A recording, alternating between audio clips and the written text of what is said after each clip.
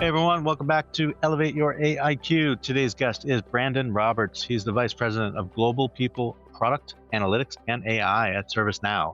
That is a mouthful, but it means Brandon sits within the HR organization, playing a unique dual role driving internal workforce transformation while partnering with client-facing teams to inform internal product development. In this episode, we explore ServiceNow's pragmatic approach to responsible innovation, reskilling, and employee empowerment. We get into the evolution of HR and IT partnerships, human AI collaboration, and the role of AI literacy in building a truly human-centric transformation program. Brandon shares how they're applying concepts from their AI Playbook for HR leaders, not only addressing all these challenges, but what tools and frameworks they use to manage it all responsibly and transparently. Highly recommend checking it out. You'll find a link to the Playbook in the show notes. Brandon also teases new research forecasting the dramatic workforce impact of Agentic AI in the years ahead. Overall, a really insightful episode that gets a behind-the-scenes view of how a leading global technology organization is thoughtfully orchestrating its own AI-fueled yet human-centric transformation in HR and beyond. Thanks for joining me on Elevate Your AIQ. Let's go talk to Brandon. Hey everyone, welcome back to another episode of Elevate Your AIQ. I'm your host, Bob Pulver. With me today, I have Brandon Roberts. How you doing today, Brandon? Doing well. Happy to be here. Glad to have you. Yeah, I'm really looking forward to this conversation. I thought we'd just kick things off with you, giving my listeners a little bit about your background and your current role at ServiceNow. Yeah. So currently I'm the Vice President of Global People, Product, Analytics, and AI. So thinking about data, AI, this transformation that many of us are going through right now, what does it mean for the HR function? And what does it mean for every single employee at ServiceNow? Spent about the last 20 years of my career in people analytics or people technology space. I've been looking back at my career. There's a couple things that I've learned about myself. First, I love to build things. And second, I like to be right in the middle of the chaos that's happening in the world. So I started my career at Qualcomm when the mobile industry really blew up. So that was a really, really interesting place to be. And I built their people analytics function from the ground up there. Same idea, social networking became the next big thing. So I went to Pinterest and got to experience that company grow from a couple hundred employees to go public and to a couple thousand. So just an amazing place to be. Got to see the implementation of technology in a company of that size, which I think is a really unique experience. And then came to ServiceNow about 6.5 years ago, and have been there and trying to implement our technology internally, and then also to build our people analytics AI capabilities so that we become best in class in supporting our employees. And I get the joy of getting to talk to many of customers as well who use ServiceNow within their HR organization. So I'm happy to be here and happy to talk through some of what we're doing. Yeah, there's a lot to unpack across that very significant role and responsibility that you have at such a big company. Yeah, I mean, I guess I'm curious about some of the stuff at Pinterest as well, just because I was at IBM at the time doing a lot of work with IBM Research and their software group around like social analytics. So I wasn't in the talent and HR space at the time, but certainly I see some value in capturing some of that, unstructured data, the social sort of exhaust and social capital that's out there. So, but let's focus on HR. And I guess when you think about some of the areas of responsibility that you have, do you find that it's sort of internal led that helps sort of add momentum to your product roadmap, or is it the reverse, like customer informed decisions that fuel that, or is it some of both? Yeah. I'm curious about how you juggle that. Yeah, absolutely. So it is internally focused. So I sit within the HR function. I'm thinking about the implementation of AI and technology internally at ServiceNow. But what I love about my job and why I came to ServiceNow is I get to do what you just talked through, which is talk to our product organization and say, hey, this is a challenge we're facing. There's nothing in the market that's solving for it. I think ServiceNow could really help organizations do that. So I get to work with them and provide feedback that hopefully informs our roadmap. And then the other part of my job, which I really love, is going and talking to our customers about where they're at in implementing AI technology. So a customer maybe is starting to implement ServiceNow. We walk them through our journey, how we implemented the technology, and get to work with them and hear the different challenges that different industries or organizations are facing. So it's a little bit of all three of those things, but I would say internally focused as the priority. So one of the things I thought was interesting in the AI playbook that you guys published for HR leaders, which I know we're going to dig into, was, well, I guess two things. One is this sort of AI control tower that you guys have built to sort of oversee, like, what are the key, metrics? How are we doing towards those metrics that actually matter when it comes to, transformation, innovation, et cetera. But the responsible AI, framework that is one of the more mature that I've seen, not just because you guys are doing so much thoughtful work about putting the pieces together and the cross-organizational collaboration, which I definitely want to talk about as well, but the fact that you in your position get to sort of be part of sort of multiple layers of that, it seems, as you go up and look at the enterprise sort of, frame. You've got an internal framework and then an enterprise umbrella framework over that. So that was pretty impressive. Yeah, I think the AI, like we'll probably talk about the AI control tower more, but one of the interesting things I think a lot of companies are struggling with right now, if you just ask a company, what are your AI use cases? Like, where have you implemented AI across the organization? That question is actually really hard to answer for a lot of organizations. And so that the AI control tower brings everything together. We have a single place. I can tell you exactly how many different technologies we've implemented at ServiceNow. And that allows you to do a lot of things. It allows you to manage governance. It allows you to look at data quality and how that's affecting model outputs. Just getting that inventory is such a huge step to many other things I'm sure we'll talk about more as we go. Yeah, before we get into some of the weeds and the technical details and the analytics, backbone and things like that, but just more broadly, when we think about what's going to sort of influence successful transformations, because we've all seen some of these headline grabbing, stats from, well, I won't name names, but they make it sound like we're just all drunk and disorderly, and this is just complete. To your point earlier, this is just complete chaos, in which I know you typically thrive in that. But come on, I mean, let's get our heads on straight and let's power through this. And we know, as you guys have pointed out, this needs to be sort of human centric while still being AI powered, right? And so when we think about that, and we think about that, behavior change and transformation is really about behaviors and mindsets and adaptability and things of that nature. How do you guys approach AI literacy and readiness internally?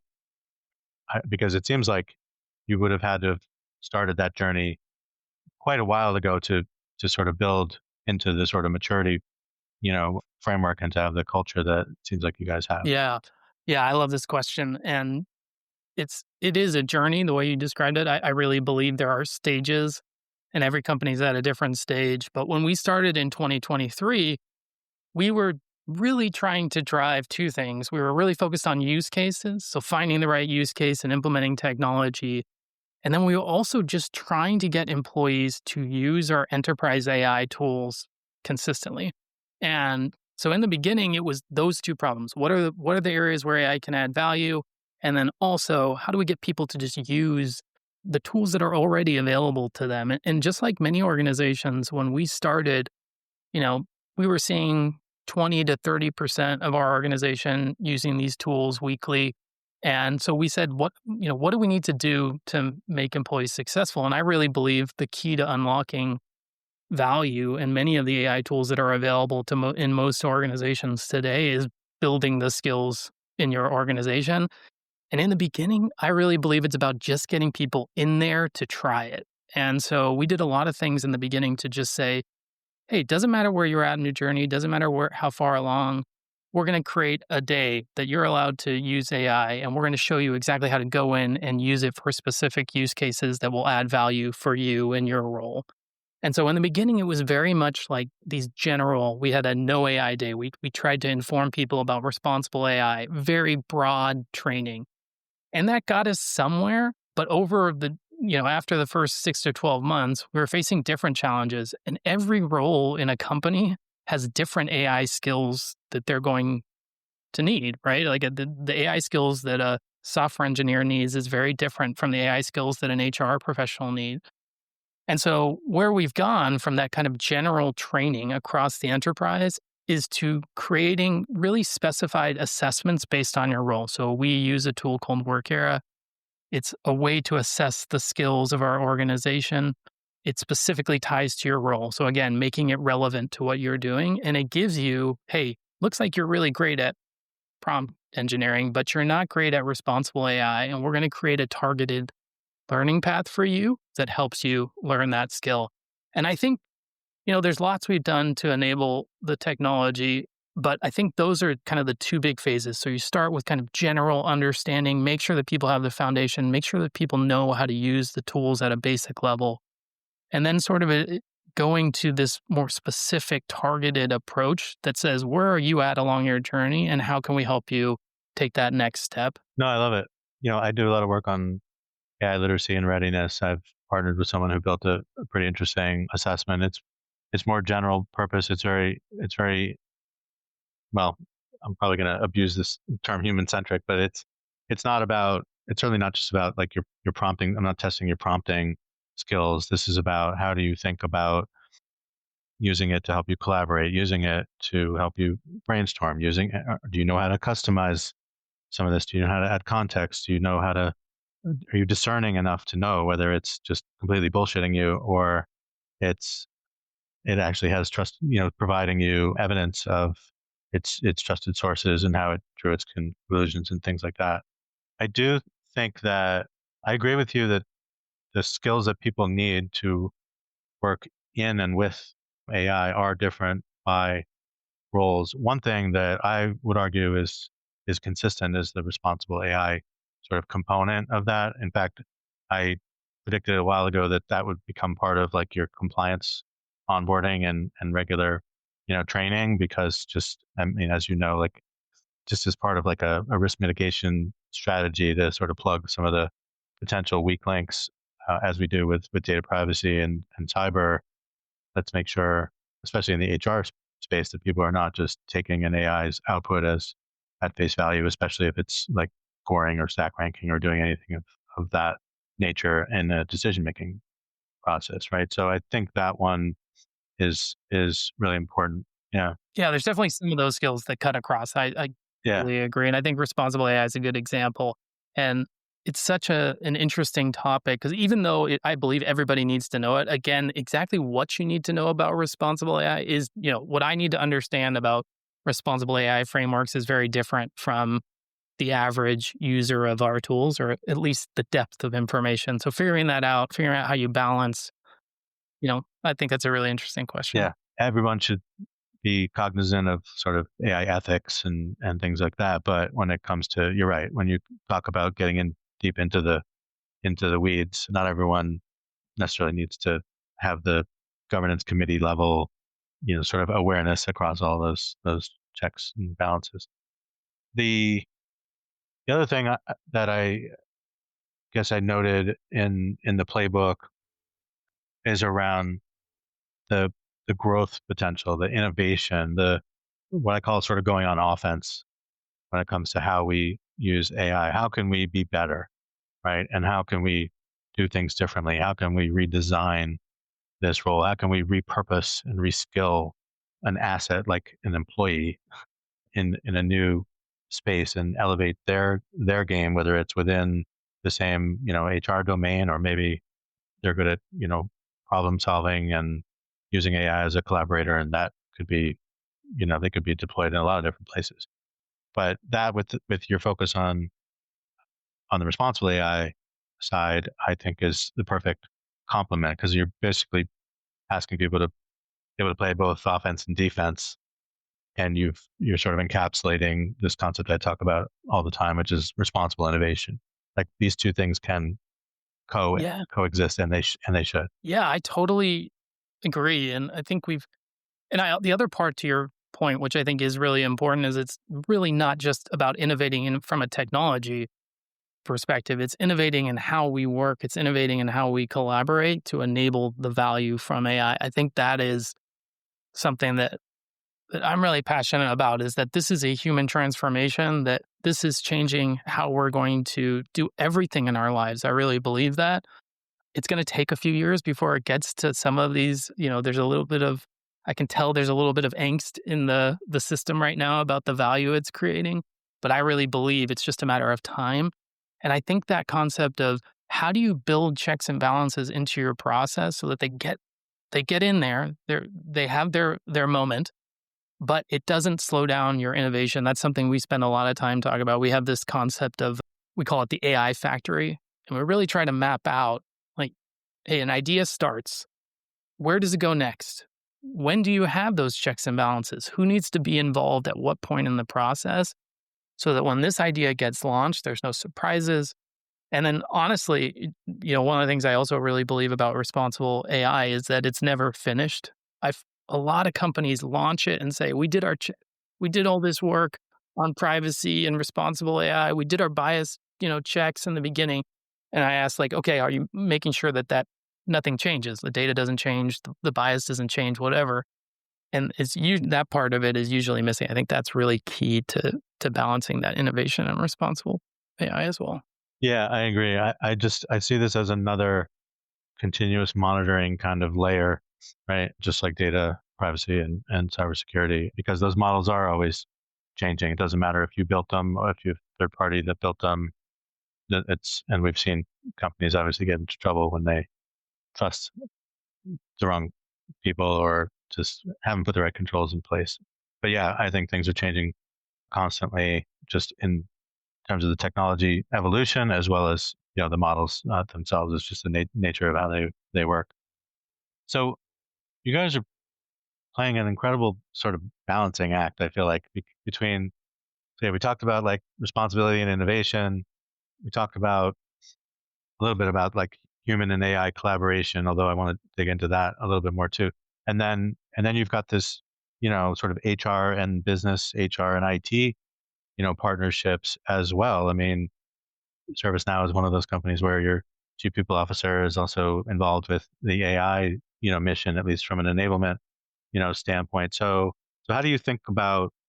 We'll start there with the sort of HR and IT kind of partnership, and I imagine that stretches into the data and analytics Yeah. area as well.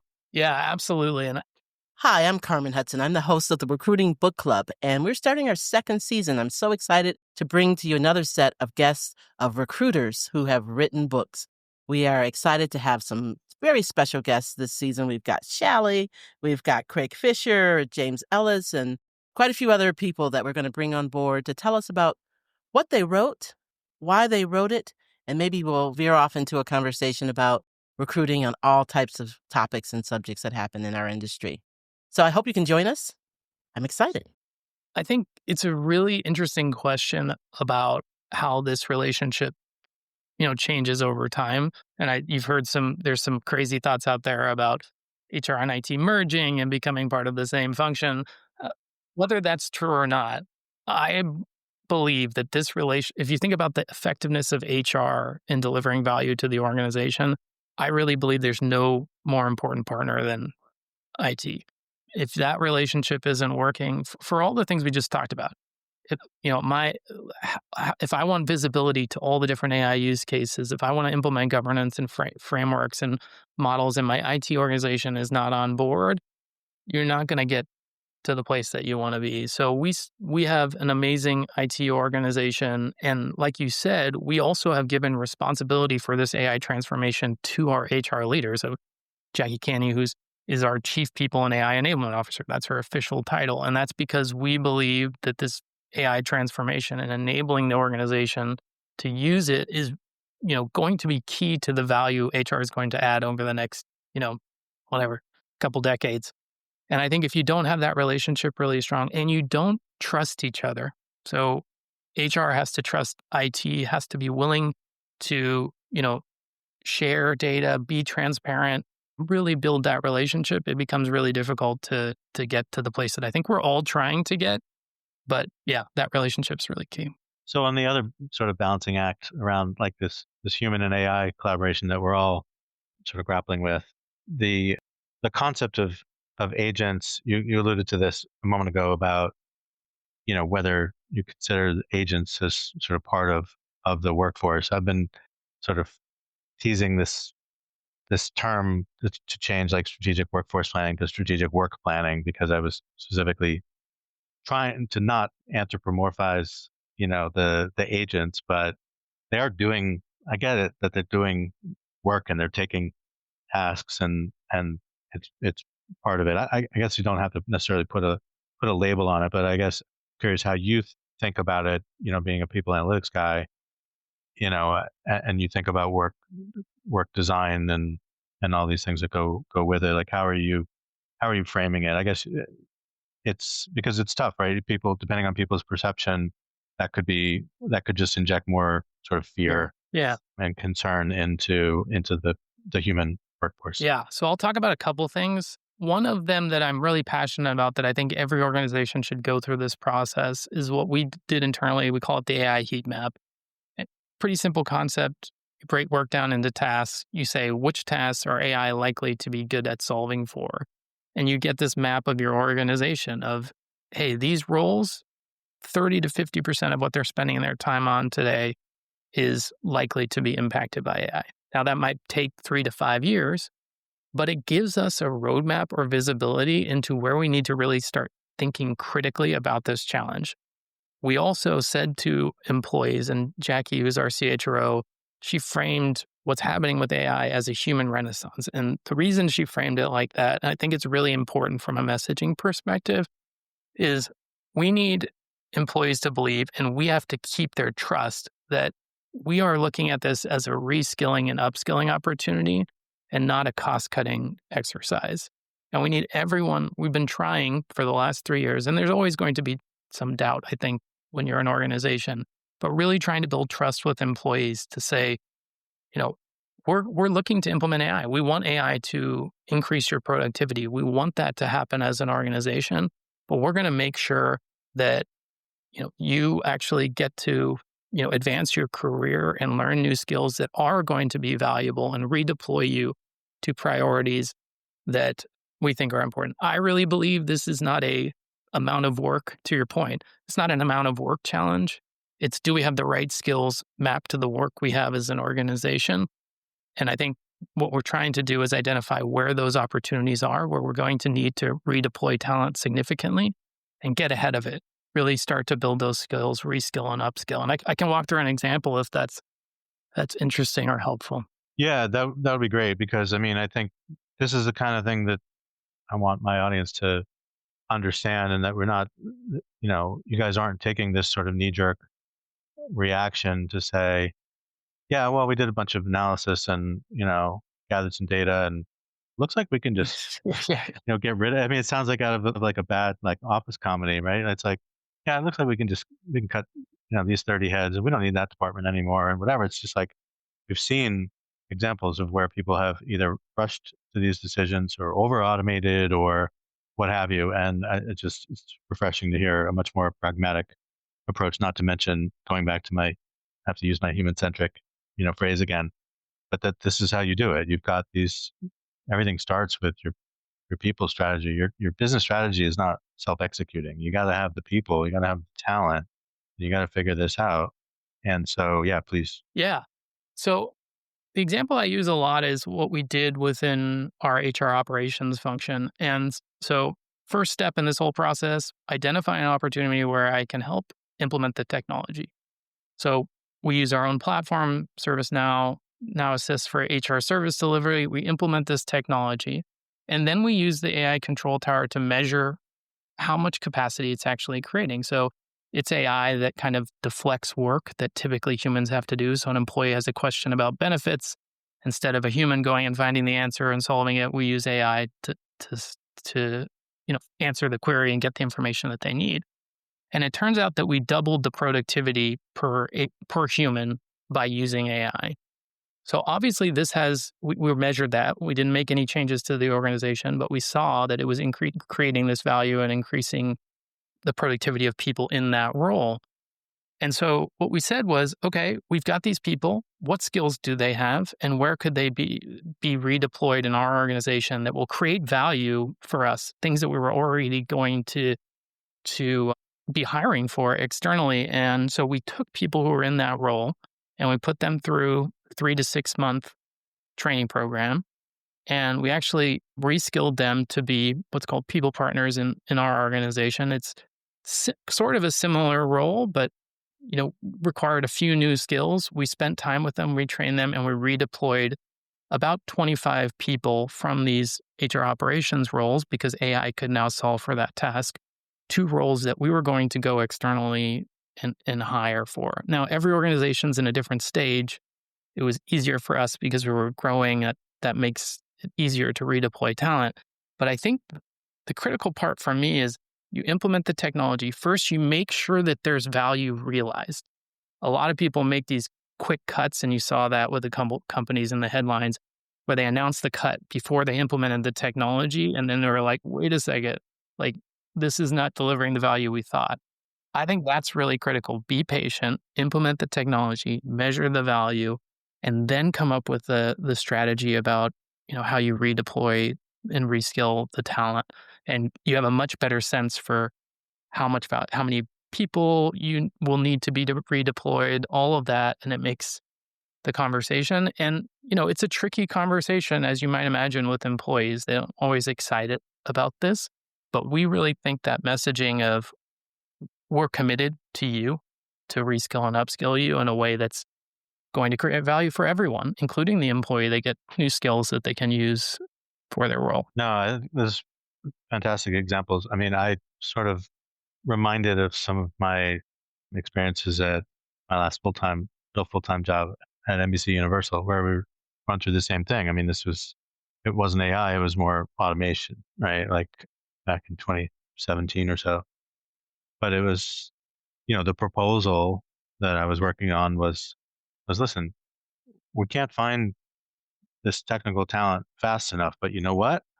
I bet if you take a look at where you're thinking about implementing either robotic process automation or intelligent automation, you take a look at the people that are doing those roles and you take a look at what their transferable skills are and you evaluate their capacity and desire to sort of control their own destiny, to stay loyal to the company, retain and utilize that institutional knowledge, you're going to find some budding, product managers or other, maybe even technical, discipline folks that could transition, right? Like give them forewarning, like here's what we foresee that in the next 12 to 18 months, we're going to have to shrink this team.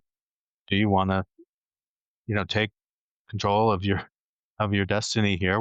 We want to invest in you. Let's try it, right? And then unfortunately during COVID, ironically, I was one that actually got let go, but I still always believed in the concept and that in general, I mean, you probably see this more than I have, Brandon, but people are not fully appreciating the talent that you have now. You look at their particular title that they have now, but you have no idea what they did before. And therefore you have no idea what they're capable of doing. So this, I mean, not to put my talent acquisition hat on, but I mean, this goes back to how you hire and assess true skills and potential. Yeah. And we didn't get data on this, but just talking to some of the managers who took these employees from their old role into their new role, they said their ability to ramp up was so much faster. They had all the organizational context. They knew who to go to. You get this additional value as an organization. And then the other thing I think is really important about what you're saying and what we try to do at ServiceNow is what employee is going to be motivated to use technology if the result of that technology usage is, that they don't have a job. Like, I really believe we have to be really careful about the incentives you create in an organization. And we want everyone to feel safe that they can increase their productivity. They can use these tools to be more efficient. And we're going to work with you to figure out how we can use your skills and redeploy you to whatever we need. But I think that's really important. And I hear all the time about organizations, missing that. And I think it's going to hurt you in the long run. Oh, I couldn't agree more. I mean, this is trying to make you more valuable, not less. Yeah. right? Right. But you bring up a really interesting point.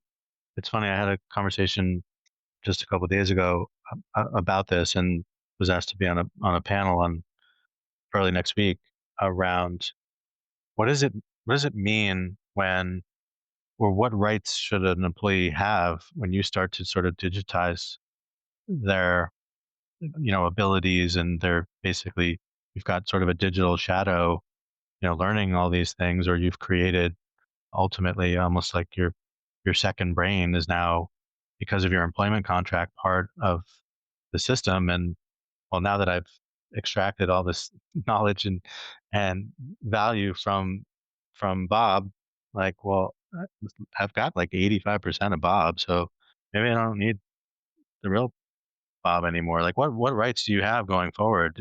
Should my knowledge, and should my intellectual capital and all of that be, should the employment contract be completely different? Should I be licensing that to you? I mean, it's a bigger, bolder kind of question, but it's happening already, right? You were, even if you were, say, 20 years ago, you were always like sort of training your eventual backfill, or we were automating tasks that you were doing based on your knowledge, mapping processes, all kinds of things. And so this is just a hyper accelerated, more technically advanced version of that. And so now people are starting to ask very important. I think the other part of that is that, the value of knowledge, right, is a really interesting question at this point. And I really believe that that is not all we bring to work is the technical knowledge in our field, but that ability to collaborate, to adjust to new information quickly. There are certain things that we are still significantly better than AI at doing. And I think you have to figure out how to build those skills. So systems thinking is another one that I'm really passionate about. I believe that's going to be how all these pieces fit together to create unified experiences. To me, is one of those areas that there's not going to be any less work, and it's going to be a lot more in that space of figuring out how to combine and align these technologies and agents. And so, anyways, I say that to say, I also think that we have to think about our careers different and the value we bring differently than we have in the past, which was like, I was great at analytics and I know how to do it, and it was a technical skill, not as valuable as some of these other skills I just talked about today. Yeah, I mean, on that point, I wonder, as some of the, I guess I was hoping maybe you could unpack how you think about this intersection of analytics and AI. So I guess in some ways it's spanning across like the three sort of categories of AI as you guys describe it, like analytical, generative, and then agentic, like how you think about sort of weaving those together, and then what is the value of even some of those highly desirable skills and highly compensated skills in the analytics space. Does a lot of that become just sort of a self-service kind of agent or plug-in to the average business user, and what does that mean? So the the what some people consider the higher value sort of knowledge work, whether it's inside an organization or even in like a medical or legal profession, even those things are now being questioned as to the value. Yeah. So we're already doing this today, right? So we have a data agent that's built on the ServiceNow platform. You can go in and ask information about analytics and get really consistent, solid answers for fairly basic requests. So I think we're already on the cusp of that. I talk. This is a dated example, but Excel skills when I started 20 years ago were actually crucially important to analytics professionals. That same thing, building dashboards, kind of core analytics capabilities that were really important for the last couple of decades, become a little bit less valuable. And what we need to do as analytics professionals is figure out how do we combine analytics to create a seamless experience. And let me tell you, from building this agent, it's not there yet to solve for very complex analytics examples, but you can tell it's going to get there.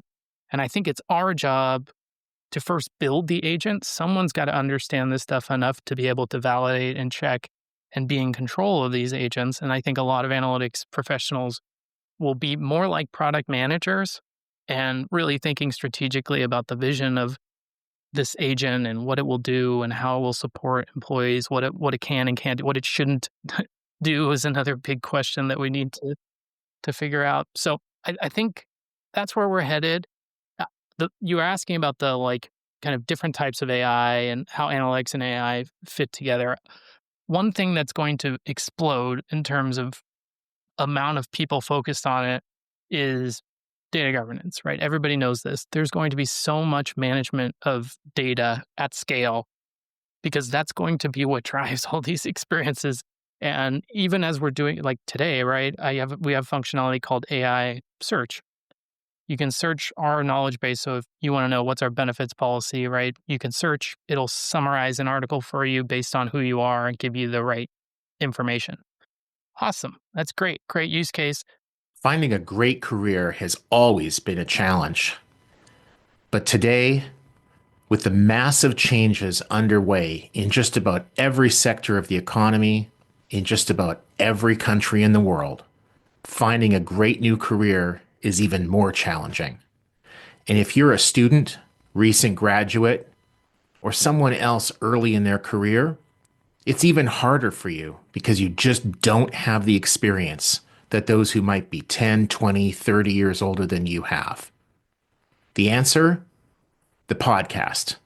From dorms to desks.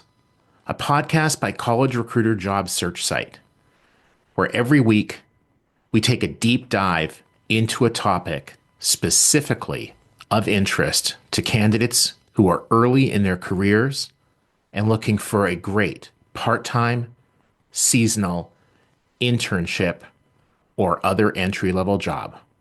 If your knowledge base and policy documents are crap, you're not going to get any value out of that.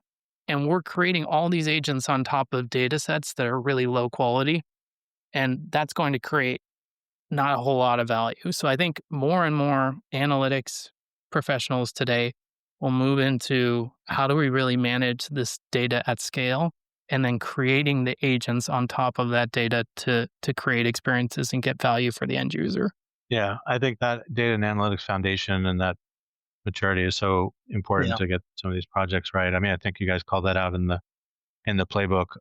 I mean, I think even your advisor, Ali Miller, may have called out some of that. The people are just sort of rushing to the shiny objects without thinking about some of those fundamentals. And for low risk use cases, I don't hate, you can try things out and see what you're getting, but I think in HR, that's pretty rare. And so you have to be especially careful. And then again, we've talked about this twice now, but I just think we have to get much better at monitoring data, like understanding pipelines, where the data is going, because so much of that is getting automated and ultimately drives these experiences. And a lot of organizations, again, turn their AI use case on and aren't monitoring the raw material that's driving them. And I think that's a miss. Yeah, I agree. I know we talked about the playbook a lot. Was there any other highlights from the playbook that we missed that you think we should? Yeah, I mean, maybe just generally what it is and what we were trying to do. I really was trying to combine kind of the strategic and visionary, many of the things we've been talking about today, with a tactical playbook that people could go off and actually go and start their journey if they haven't yet. And specifically for HR leaders, I think it's pretty applicable to most functions, to be honest. It was designed around HR use cases, but I really believe the foundations are pretty similar if you're in finance or, any other function. And what we tried to talk about were three things. There's three things that I believe is the HR's role is within this AI transformation. Reimagine how we operate within HR. We need to get more efficient, more effective. We need to enable the organization. Many of the things we're talking about, reskilling, upskilling. You also have to enable people to use the tools. So many people launch AI tools and think they're just going to get magically adopted. It's not the way it works in practice. And then the third piece, which I something that we've talked about a little bit, but I'm really passionate about, is that the technology, in the beginning, everybody was talking about use cases. Now we're talking about reimagining roles and how work gets done. And I think that's really important. Figuring out, really taking a step back and saying, how does this change our operating model? How does this change how, we as an HR function go and support the business, or not just an HR function, any function, a sales function, a go to market, but really thinking through how you transform the workforce, redesign roles, and get to something meaningful beyond the technology and beyond just, the implementation of a use case. Yeah. I mean, it's a lot. Yeah.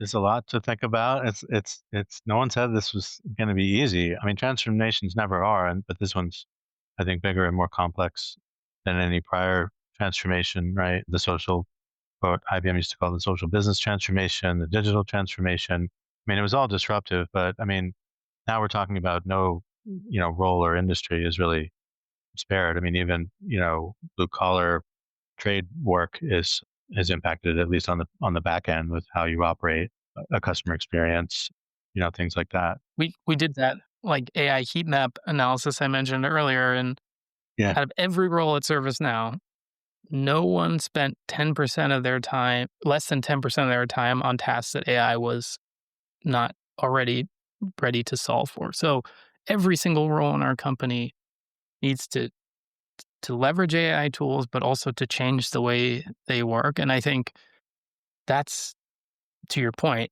hugely complex. And it's something that I think the sooner we get started on, the better we're all going to be. Yeah, for sure. I guess I was curious about just going back to the AI control tower, like what kinds of, metrics and stuff are being tracked there, and does everyone have access to that? Yeah. So we have this concept of an AI champion. So every function within our organization has someone who's really responsible for the transformation. So in HR, it's me, but we have one in every function across ServiceNow. And the AI control tower is a central place for us to go to track everything we're doing across the enterprise. And it's my responsibility to make sure if we're launching a new AI use case or a technology that it gets in there. And what we track, a couple things. One, very basically, is adoption, which sounds simple, but if you can really track adoption effectively, I think that's a huge step in the right direction. So you've got a list of every use case. We can see how much people are using it. And then we've also attempted, again, this is more art than science, but to get to, okay, if you use the AI search functionality I was just talking about, it saves you about 2 minutes. Before you had to read through a whole document, now you get this nice summarized answer for you. And we try to get to how much value or time are we actually saving from each use case in our organization. And some of them are revenue driving use cases. Some of them are saving time and capacity. They all have different ways of measuring it, but we're trying to get to how much value is it creating. And we use that for what I was talking about earlier. When we see a specific use case or technology getting up there in terms of value, we start thinking about how we need to reimagine the roles and potentially redeploy talent. So we see adoption, we see the potential value, and it's a signal to us about, hey, this one seems to be real, and it seems to really transforming how this organization is working. Let's go think about what that means for how people actually work. And then on the governance side, we track just completion of our governance steps, which we have a few things that we think are really important. And then we track accuracy when it's possible. Not every model they're a really good way to measure accuracy, but accuracy, reliability. We attempt to measure bias, but in reality, that one's been really tough. It's very use case specific to measure bias. So we get some signal there. And then we measure data quality changes. So simple things like, hey, all of a sudden there's all this missing data, or all of a sudden we're getting values outside the, whatever it is. We've got a few different triggers that help us signal something's changed in the quality of data as well. Nice. Okay. And then one of the things that came up, I remember when I was helping build the automation strategy at NBC, was like sort of calling out where, at the time it was projection, right? We're just part of a strategic planning exercise, but it was like, okay, looks like we can cut or we'll have the headcount equivalent of 30 people savings, right? And so I was new to that process. I was like, wait a minute. I don't want anybody to lose their job. Those people can probably do plenty of other things, and there's always work to do. And so I was just kind of coached, like, no, just like take the win. You're going to save the equivalent of 30 people. And then we'll talk about recommendations to reinvest. Book some of that savings. I mean, we are pitching to the COO, of course. So bank some of that savings, but where are you going to reinvest some percentage back into the workforce or into more automation tools or into whatever? So is that part of the calculus that you guys think about? Yeah. So it's like similar to the example we talked about with HR ops, right? And in the same, value is a really interesting topic, because if you save 5 minutes of 10 million people, that is very different than saving the same amount of time for a small group of people, right? It's very difficult to create and realize value if you're only saving a couple minutes from a ton of different people. So what we try to just get an understanding or assessment of, first, how much value we're creating, just again, a rough estimate. And then when that gets to the point of, hey, according to this rough estimate, like you said, we're doing the equivalent of 30 FTEs, full-time employees, work through this AI use case, it kicks off a discussion. This doesn't mean that we're going to change things significantly, but we want to go in there and see, is there value to be realized? Could we redeploy this talent, much like we did in HR ops, to something that the organization needs to get done? So, and another one in our engineering group with code-assisted software development created value. What we decided was just to pursue more roadmap items. Like, we're not getting rid of folks. We're just creating value in different ways. But that measurement, to me, is really key to structure the conversation about. And then you also, like, in reality, I don't know your experience, but my experience is very few of the use cases actually get to significant value at this point. The hit rate isn't great at this point. We've had 1,000 ideas submitted, 100 we've pursued, and 27 we've realized value from. So we wait to measure the value before we go through this whole process of reimagining work and redeploying talent. That's actually pretty good.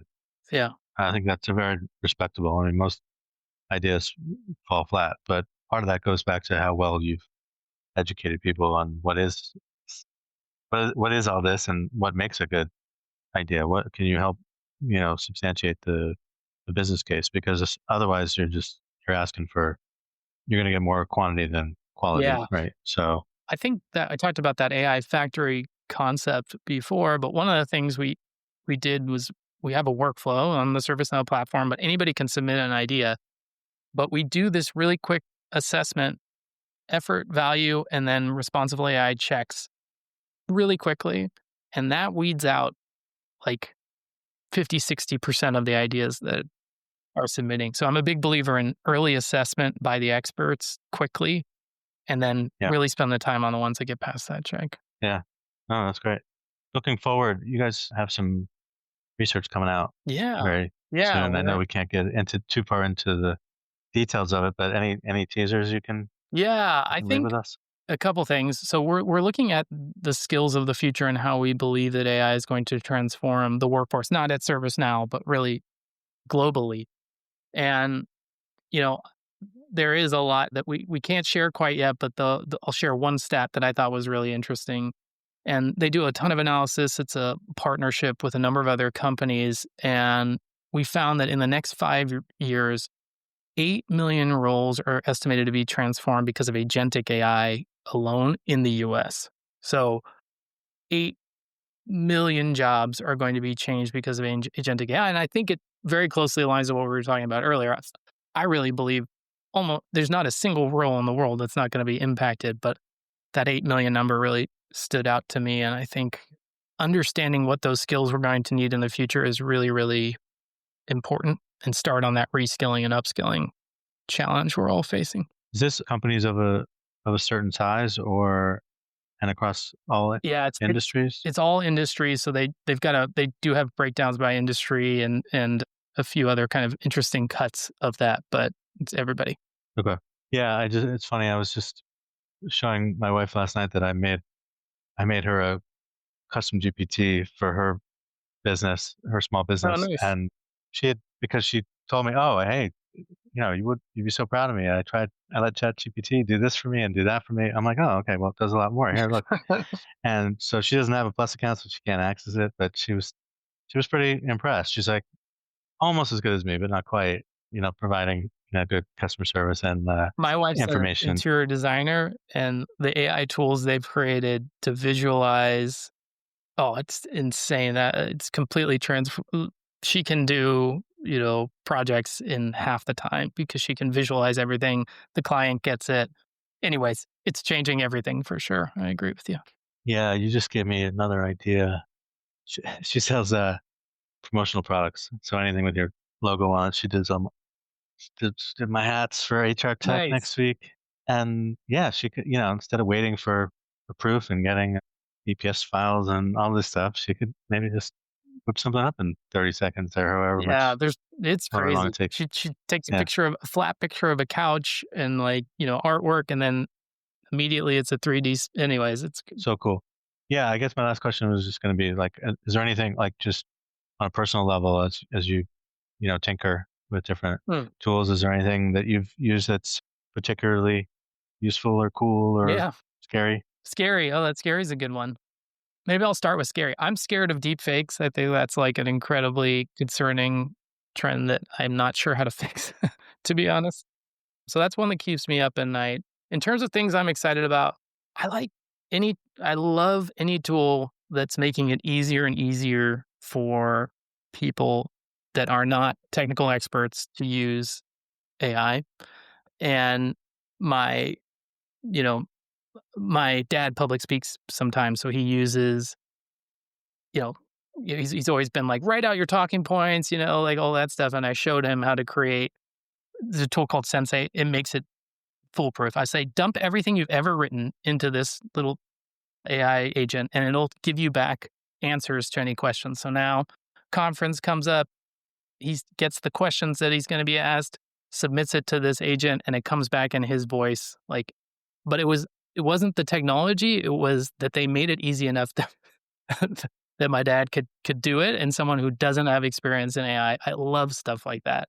We're trying to do that with AI Agent Studio at ServiceNow, trying to make it, citizen development type stuff. How do we make it so that anybody can develop an AI agent? I think that's a really compelling, exciting space. Absolutely. I agree. No, that's great. Well, Brendan, I have loved having you. This is a great conversation. Any other parting words or anything else you want to?